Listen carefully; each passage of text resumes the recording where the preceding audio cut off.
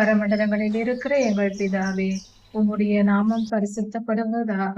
அப்பா பிதாவே, நாங்கள் பிறருக்கு இரக்கம் பாராட்டுகிறவர்களாய் இருக்கும் பொழுது உம்முடைய இரக்கத்தை பெற முடியும் என்று உம்முடைய வேதவசனம் சொல்லுகிறது அப்பா. அந்த வார்த்தையின்படி கர்த்தாவே, நாங்கள் ஏழைகளுக்கும் எளியவர்களுக்கும் எங்களிடம் உதவி எதிர்பார்க்கிறவர்களுக்கும் நாங்கள் இரக்கம் பாராட்டுகிறோம். இரக்கம் செய்து எங்களால் ஆன உதவிகளை நாங்கள் செய்கிறோம். கர்த்தாவே, எங்களுக்கும் உம்முடைய நியாய தீர்ப்பு நாளில் எங்களுக்கும் இரக்கம் வேண்டும் சுவாமி. உம்முடைய இரக்கம் நியாய தீர்ப்பு நாளில் எங்களுக்கு நீர் கொடுப்பீர் என்று சொல்லியிருக்கிறீர் சுவாமி.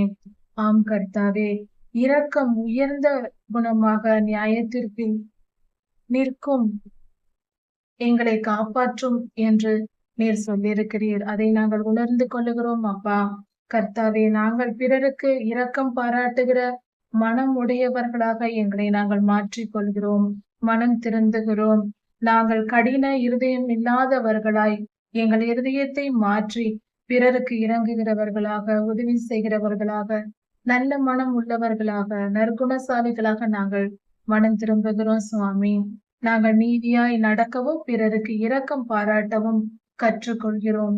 அதன்படி செய்கிறோம் சுவாமி. ஆண்டவரே, நீரும் எங்களுக்கு இரக்கம் பாராட்டி அருளும்.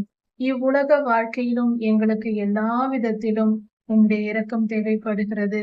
எங்கள் பலவீனங்களில் உம்முடைய இரக்கம் தேவைப்படுகிறது அப்பா. எங்கள் பலவீனங்களை போக்கி எங்களை பலப்படுத்தும். மனதிலும் எங்களுக்கு பலனை தாரும், சரீரத்திலும் எங்களுக்கு பலனை தாரும். எங்கள் போராட்டங்களை வெற்றி பெற எங்கள் இருதயத்தை பலப்படுத்தும்.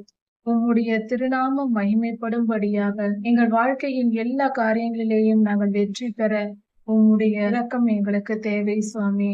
நீர் எங்களை கூட இருந்து எங்களை வழி நடத்தும், காத்தருளும் அப்பா.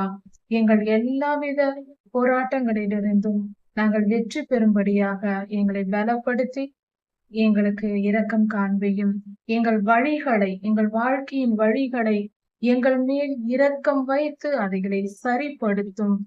மிகப்பெரிய சோதனைகளும் போராட்டங்களும் எங்களுக்கு வராதபடிக்கு அவைகளிலிருந்து எங்களை விடுதலையாக்கி அவைகளிலிருந்து எங்களை தப்புவித்து எங்களை காப்பாற்றும்.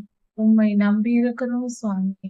நீரே எங்கள் கதி, நீரே எங்கள் தஞ்சம், நீரே எங்கள் கண்மலை, எங்கள் கோட்டையுமாய் இருக்கிறீர். காத்திரடும். அல்லேலூயா. கர்த்தருக்கு ஸ்தோத்திரம். ராஜாதி ராஜா இயேசுவின் நாமத்தினால் பிதாவே, ஆமென். மாரநாதா.